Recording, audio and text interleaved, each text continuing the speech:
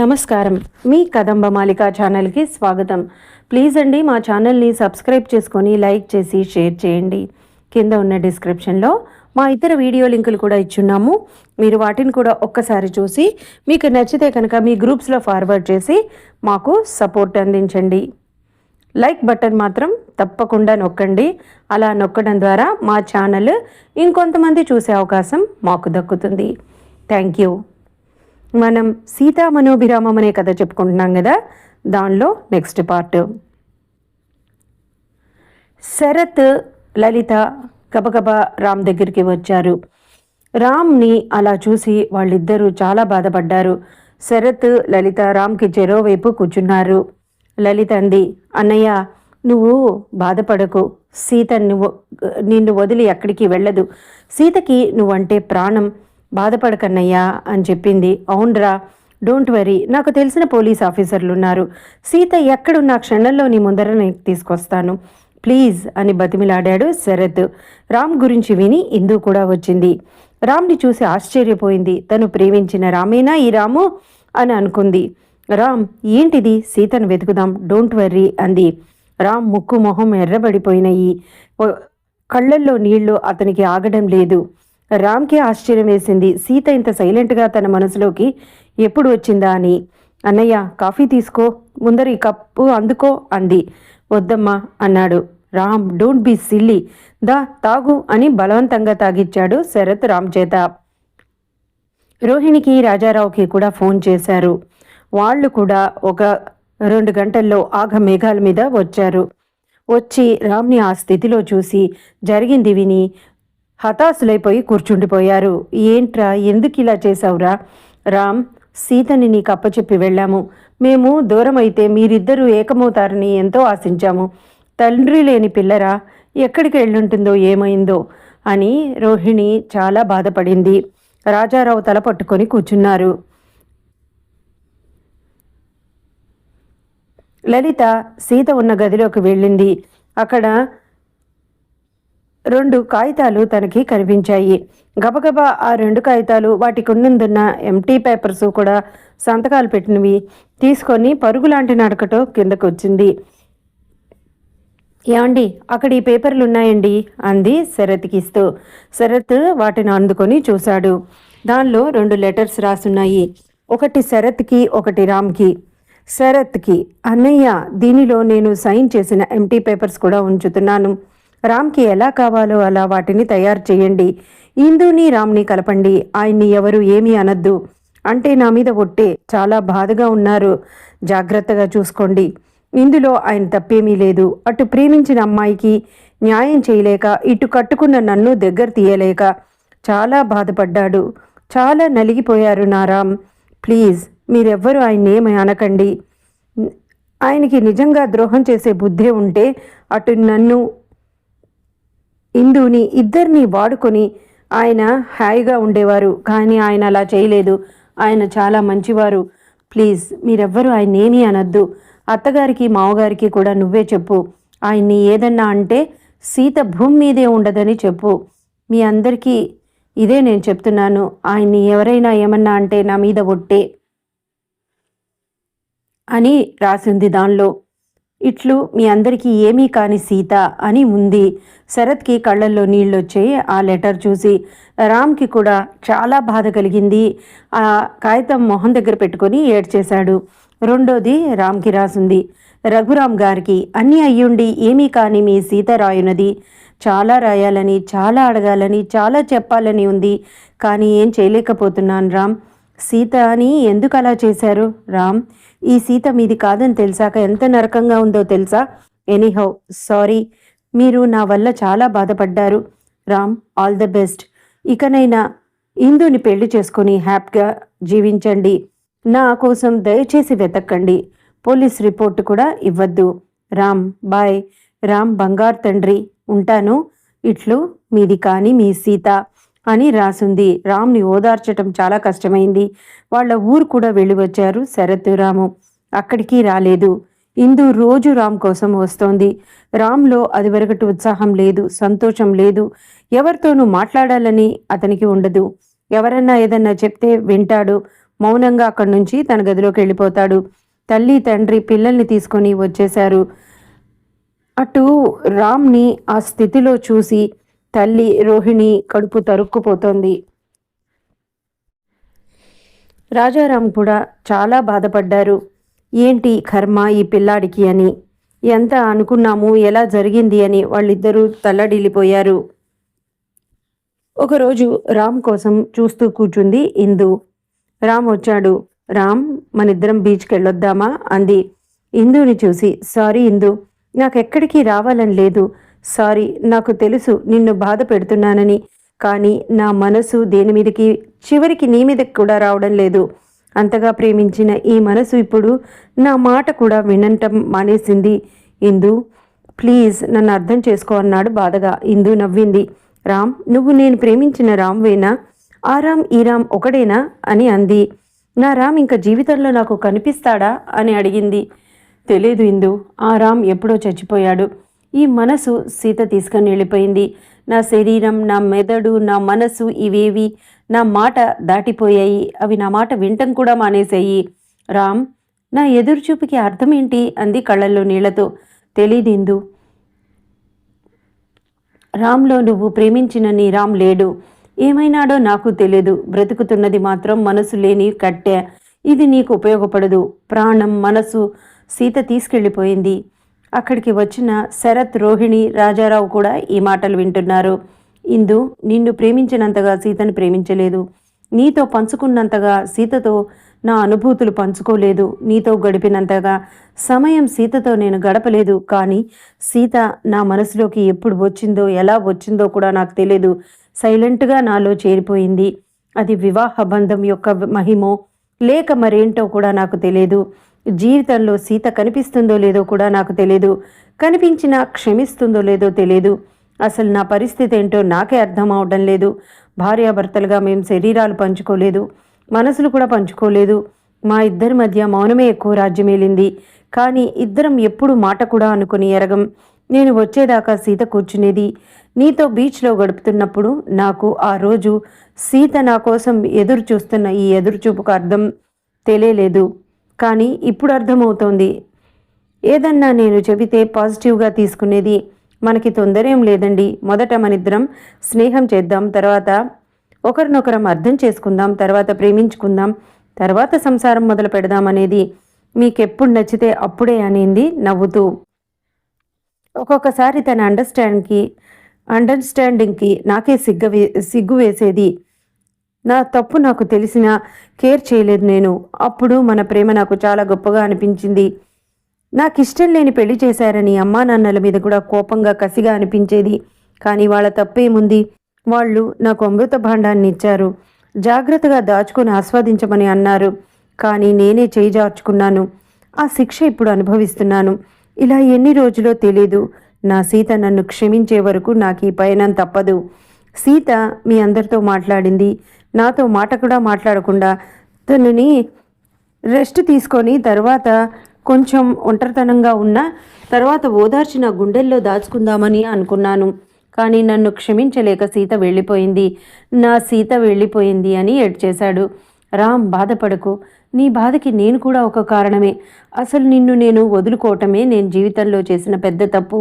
ఇంత అపూర్వమణి నా సొత్తు కాదు, అది సీతది. రామ్, నిన్ను ప్రేమించిన వ్యక్తిగా సదా నీ క్షేమము, నీ సుఖము కోరుకుంటున్నాను రామ్. రామ్, మా నాన్నగారికి మెడ్రాస్ ట్రాన్స్ఫర్ అయిపోయింది. మేము అక్కడికి వెళ్ళక తప్పదు. ఇప్పటి వరకు ఎన్ని సంబంధాలు వచ్చినా వాళ్ళిద్దరికీ నా మాటని చెప్పకుండా దాటేసుకుంటూ వచ్చాను. కానీ ఇప్పుడు ఇంకా నేను అలా దాటడానికి వీల్లేదు. వాళ్ళు నా మాట వింటలేదు. ఇప్పుడు పట్టుపడుతున్నారు. బహుశా ఇదే ఆఖరిసారి అనుకుంటా నేను నీకు జీవితంలో కనిపించడం. రామ్, నీ సీత నీకు కనిపించాలని మనస్ఫూర్తిగా కోరుకుంటున్నాను. మీరిద్దరూ సుఖంగా పిల్లా పాపలతో జీవిస్తారు. ఇది నీ శ్రేయోభిలాషిగా నీ ఇందు చేస్తున్న దీవెన. అది నా కోరిక కూడా అంది. రామ్ కళ్ళల్లో నీళ్లతో 2 చేతులు జోడించి, నన్ను క్షమించు ఇందు అన్నాడు. నో రామ్, నీ అంత మంచి అబ్బాయి ఇంకా అలా డల్గా ఉండకూడదు. రామ్, నేను వెళ్ళొస్తా. ఈసారి నీ సీతతో ఆనందంగా నిన్ను చూడాలని కోరుకుంటున్నా. బాయ్ అని వెళ్ళిపోయింది ఇందిర. రామ్ అక్కడే సోఫాలో వెనక్కి వాలి కళ్ళు మూసుకొని కూర్చున్నాడు. గుమ్మంలోంచి తల్లి తండ్రి వెనక్కి తిరిగి హాల్లోకి వచ్చి కూర్చున్నారు. రామ్ దగ్గరికి శరత్ వచ్చి కూర్చున్నాడు. కాసేపు ఆ మాట ఈ మాట చెప్పి తనని ఓదార్చి వెళ్ళిపోయాడు. రాత్రి తినాలి కాబట్టి తిని పడుకోబోతుండగా పని మనిషి గంగ వచ్చింది రామ్ దగ్గరికి. ఏంటి అన్నాడు. బాబు, ఇందాక సీతమ్మ గారి చీరలు సర్దుతుంటే ఈ పుస్తకం ఏదో కనిపించిందిట, మీకు ఇమ్మన్నారు పెద్దమ్మగారు అని చెప్పి అక్కడ పెట్టి వెళ్ళిపోయింది. రామ్ ఆత్రంగా దాన్ని తీసుకొని చూశాడు. Golden colour diary, satin ribbon రెడ్ది చుట్టి ఉంది. దాన్ని తీసి అందమైన వ్రాతతో ఉన్న ఆ డైరీని చదవసాగాడు. The journey with my dear sweet Ram అని రాసి ఉంది. కింద నీ సీత అని రాసుంది. అది గుండెలకి హత్తుకొని చాలా బాధపడ్డాడు రామ్. వాళ్ళ ఫస్ట్ నైట్ రోజున జరిగింది అంతా రాసుకుంది. రామ్, ఈ సీత మనసే మీకు సింహాసనం అని రాసిన లైన్ చదివి రామ్ చాలా బాధపడ్డాడు. నో, ఈ నిర్భాగ్యుడికంతా పవిత్రమైన సింహాసనం ఎక్కే అర్హత లేదు సీత అని అనుకున్నాడు. సీత మనసు నిజంగా బంగారం. సీత, నన్ను ఎందుకు ఇలా శిక్షించావు? నన్ను వదిలి ఎందుకు వెళ్ళిపోయావు? నీవాడే సీత, నీ రాముడు నీవాడే, నన్ను క్షమించు అని అనుకున్నాడు. ఇంకో పేజీలో రాసింది. ఏమని రాయను నా ప్రాణమా, నీ నవ్వు ఎంత బాగుందో తెలుసా? నీ ముఖం మీద నవ్వు. నేను అస్సలు కళ్ళు తిప్పుకోలేకుండా ఉన్నాను అవి చూడకుండా. ఏం చెప్పమంటావు? ఎంత కష్టంగా ఉందో నీకు దూరంగా ఉండడం. రామ్, నీకు అనిపించటం లేదా సిగ్గా, మొహమాటమా, లేదా మరేదన్నా కారణమా? అసలు నిన్ను ఎలా అర్థం చేసుకోవాలి? ఏం చెప్పవు, ఏం మాట్లాడవు. నీతో బోలెడు కబుర్లు చెప్పాలని ఉంది, కానీ నీవు టైం కావాలని అడిగావు కదా రామా. ఎంత టైం కావాలి దొరగారికి? రామ్, ఈ దూరం ఎప్పుడు దగ్గరవుతుంది? ఎలా దగ్గరవుతుంది? నా రామ్ గుడ్ బై కదా. అలాంటి రామ్ చెప్పినప్పుడు రామ్ మాట కాదని సీత అల్లరి చేస్తే ఎలాగా? ఏయ్, నువ్వు నిద్రపోయేటప్పుడు మాత్రం నేనేం చేస్తానో నాకే తెలియదు, అది మాత్రం గ్యారెంటీ ఇవ్వలేను అని నవ్వు బొమ్మలు పెట్టుకుంది అక్కడ. సదా నీ నిరీక్షణలో నీ సీత అని రాసింది. సీత అని తల కొట్టుకున్నాడు రామ్ బాధగా. రామ్ ఈరోజు బీచ్కి తీసుకువెళ్లారు. చాలా హ్యాపీగా ఉంది. ఇది నిజమేనా? కల కాదు కదా? కలలో ఈ నిజం కరిగిపోదు కదా అని భయం వేసింది. మీ పేరు పచ్చబొట్టు వేయించుకుంటుంటే ఎంత ఆనందంగా ఉందో తెలుసా? రామ్ చేయి చూసి మీరు కేకలేస్తే ఎంత సంతోషం వేసిందో తెలుసా? అధికారం, ప్రేమ ఉన్న చోట కోపం కూడా ఉంటుంది. అది మన మీద అధికారం చెలాయిస్తున్నప్పుడు చాలా ఆనందంగా ఉంటుంది. మీరు ఇంటికి వచ్చాక కూడా తిడితే చాలా ఆనందం వేసింది రామ్. వచ్చి గట్టిగా కౌగులించుకొని నా ప్రేమని తెలియచేయాలనిపించింది. కానీ ఏం చేయకుండా అలానే నించొని మిమ్మల్ని చూశాను. నా ఎద బాధ మీకు అర్థమయ్యేది ఎప్పుడో రామా. నీ కరుణా కటాక్షాలు నా మీద ప్రసరించేదెప్పుడో. నీకోసమై ఎదురు చూసే నీ అభిసారిక అని స్మైల్ బొమ్మలు పెట్టింది. ఇంకో పేజీలో ఎంతసేపటి నుంచి వెయిట్ చేస్తున్నానో తెలుసా రామ్? నాకు చాలా విసుగ్గా ఉంది. రామ్, ఏంటి నాతో ముభావంగా ఉంటారు? రామ్, నాతో మనసు విప్పి ఎందుకు మాట్లాడరు? నాకు చాలా భయంగా అనిపిస్తోంది ఒక్కొక్కసారి. ఎందుకో తెలుసా రామ్, అమ్మ పోగానే డాడీ ఉన్నారనే ధైర్యం ఉంది. డాడీని వదిలి వస్తుంటే నాకు భయం వేయలేదు. నా రాముడున్నాడని సంతోషంతో అసలు నాకు భయమే అనిపించలేదు. మీ ఇంటికి వచ్చాక ఈ రోజుకి నాకు మనసు ఎందుకో భయంగా, ఒంటరిగా, నాకెవరు లేరా అని అనిపిస్తోంది. రామ్, మీతో శరీర సుఖం మాట పక్కన పెట్టండి, మనసు విప్పి చాలా చాలా మాట్లాడుకోవాలని అనిపిస్తుంది. రామ్, నాతో మాట కూడా ఎక్కువ మాట్లాడరు. ఎందుకు? నాకు ఎందుకు బెంగగా ఉంది చాలా. మీ దగ్గరగా వచ్చి చెయ్యి వేసుకొని నిశ్చింతగా నిద్రపోవాలనుంది. కానీ మీ బిహేవియర్ ఆమడ దూరంలో నన్ను నిలబెడుతోంది. ఏం చెయ్యాలి, ఏం చెప్పాలి? మౌనం వీడండి రామ్. నాకు ఇంకేం చెప్పాలో కూడా తెలియటం లేదు. మీ ప్రేమకై తప్పించే మీ సీత, ఓ విరహిణి అని రాసుంది. రామ్కి అప్పటికే ఏడ్చి ఏడ్చి గుండెలు అవిసిపోతున్నాయి. ఇంకో పేజీలో రామ్, ఈరోజు మీ ఫ్రెండ్ శరత్ని పరిచయం చేశారు. పెళ్ళైనాక మన ఇంటికి మీ ఫ్రెండ్స్ అంటూ రావడం ఇదే మొదటిసారి. అంతటి సరదా మనిషిని పరిచయం చేసినందుకు థ్యాంక్స్ రామ్. అన్నయ్య ఎంత కలుపుగోలుగా ఉన్నారు, పైగా లాయరు. రామ్, మీ మీద దావా వేనా? ఈ అబ్బాయి మౌనం వీడడం లేదని అని స్మైల్ బొమ్మలు పెట్టుకుని ఉంది దానిలో. రామ్, శరత్ ఒక మాట అన్నారు, మీ ఆయన పర్మిషన్ లేందే గాలైనా పీల్చెట్టు లేవే అని. నిజమే రామ్, నా మీది కానిది ఇక ఏది ఈ సీత దగ్గర లేదు, ఏది సీతకి వద్దు కూడా, చివరికి నా శ్వాస కూడా. ఐ లవ్ యూ రామ్ అని రాసుంది. ఇంకో రోజు ఈరోజు నా చదువు గురించి అడిగారు. నేను ఎంబీఏ అనగానే ఆయన చాలా ఆశ్చర్యపోయారు. దొరగారికి నా చదువు తెలియదా? ఈసారి ఆశ్చర్యపోవటం నా వంతయింది. అయితే రామ్కి నా గురించి ఏం తెలుసు? చెవి మెలేసి, ఏ పిల్లాడా నీకు నా గురించి ఏం తెలుసు అని అడగాలని ఉంది. చూడలేదు, సరే కనీసం నా గురించి తెలియదంటే ఎలాగా? మొట్టికాయలు వేసి చెప్పాలని అనిపించింది. రామ్ పెదవులు విచ్చుకున్నాయి నవ్వుతో. తర్వాత కబుర్లు చెప్పారు. చాలా ఆనందం వేసింది. బహుశా మా పెళ్ళైనాక ఇదే మొదటిసారి నాతో అంత చనువుగా రామ్ మాట్లాడటం. నాకు చాలా హ్యాపీగా ఉంది. నా రాముడు నిజంగా చాలా బంగారం. రామ్ రోజు ఇలా మాట్లాడితే ఎంత బాగుండు. నాకు పిహెచ్డి చెప్పిస్తారట దొరగారు. ఓయ్, పిహెచ్డి చేశాక ఇంకేం చేయను? అప్పుడు కూడా నా మాట వినక ఇంకా ఏదో చెయ్యి అది చెయ్యి అంటే మాత్రం ఈసారి చింతకాయ పచ్చడి చేసేస్తాను అని అంది. దానిలో రాసి ఉంది. రామ్ నవ్వుకున్నాడు ఆ లైన్ చదివి. నేను తననే చూస్తుంటే, ఏ పిల్ల అలా చూస్తే మీ ఆయనకి దిష్టి తగులుతుంది అని అన్నారు. నిజమే, నా దిష్టి నా రాముడికి తగలకూడదు. కానీ ఏం చెయ్యాలి? రామయ్య తండ్రి, నిన్ను చూడకుండా ఉండలేకపోతున్నాను. నా బాధ ఏమని వివరించను మహాప్రభు. ఈ సీత మీద నీ కరుణారస దృష్టి ఎప్పుడు ప్రసరిస్తుంది? నిరంతరం నీ రూపమే ధ్యానం, నీ నామమే ధ్యానం రామా అని రాసి ఉంది. దానిలో ఇంకో పేజీలో లాస్ట్ పేజీగా రాసుందది. Ram, I love you very much. Ram, ఈరోజు నా ప్రాణం విలవిల్లాడింది. నాకు ప్రపంచమంతా గిర్రున తిరిగినట్లయింది. నేను కలలన్నీ ఒక్కసారి కళ్ళలైనయి. నా ఊహా సామ్రాజ్యం కుప్పకూలింది. ఎందుకు ఇలా చేశారు రామ్? మీ సీతని మోసం ఎందుకు చేశారు? మీ సీత తట్టుకుంటుందనేనా? సీత మీది కాదా రామ్? నేను వింటుంది నిజమేనా? లేక నాకే దెయ్యమో భూతమో పట్టలేదు కదా? రామ్, ఈరోజు మీకు సడన్ సర్ప్రైజ్ ఇద్దామని, మీ బర్త్డేకి కలిసి మీతో షాపింగ్ చేద్దామని మీ ఆఫీస్కి వచ్చాను రామ్. అదిరిపడి చూశాడు రామ్. కానీ మీరు కారులో ముందర బయలుదేరుతూ ఉంటే నేను మీ వెనకాల వచ్చాను. కానీ నా మాట మీకు అందలేదు. మీరు కారులో కూర్చుంటున్నప్పుడు రామ్ రామ్ అని పిలిచాను. అయినా కూడా మీరు వినలేదు. రామ్ అని నేను పిలిచినా వినిపించుకోకపోతే ఆటో ఎక్కి నవ్వుకుంటూ మీ వెనకాలే నేను కూడా ఫాలో అయ్యాను. మీ ముందరికి వచ్చి సడన్ సర్ప్రైజ్ ఇద్దామని. మీ కారు బీచ్ దగ్గర ఆగింది. మీరు దిగుతుంటే ఇందు మీ దగ్గరికి రావడం, తన భుజం చుట్టూ చేయి వేసి దగ్గరగా నడుచుకుంటూ ఇద్దరు ఇసుకలోకి వెళ్ళటం చూశాను. రామ్, నా మతి పోయింది. నా ముఖానికి నా చున్నీని స్కార్ప్లా కట్టుకొని మీ వెనకాలే వచ్చాను. రామ్, నన్నెందుకింత మోసం చేశారు? నో రామ్, నేను ఇది నమ్మలేకపోతున్నాను. రామ్, మీరు నా వారు కాదా? ఇది నిజమా? నో రామ్, నేను భరించలేను. ఏడుపు వచ్చేస్తోంది. ఎంత నిభాయించుకున్నా నాకేమవుతోందో కూడా నాకే తెలియటం లేదు. మీరు ఎంతలా మాట్లాడారో, ఎంతలా మాటల్లో మునిగిపోయారో మీ ఇద్దరికీ తెలియదు. మీకు అతి సమీపంలోనే నేను కూర్చొని మీ మాటలు వింటున్నాను. అయినా కూడా మీరు గమనించలేదు. రామ్, మీరిద్దరూ నా గురించి మాట్లాడుకున్న మాటలన్నీ నేను విన్నాను.